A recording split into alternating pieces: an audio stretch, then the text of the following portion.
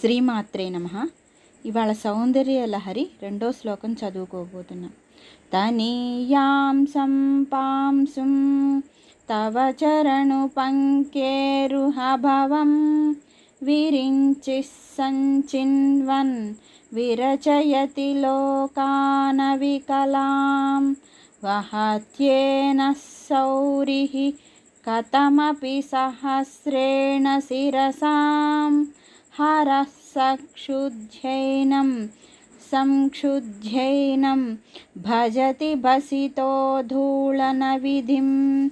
దీని తాత్పర్యం ఫలితం అండి. ఈ శ్లోకాన్ని చదివితే దాని యొక్క ఫలితం సర్వలోక వశ్యతే ప్రకృతి విజయం. అనుకున్న పని సాధించగలగడం. ఏ పని అనుకున్నా మనం సాధించాలి అనుకుంటే విన్నా చాలండి. ఇది విని మనం అనుకున్న పని సాధించగలుగుతాం.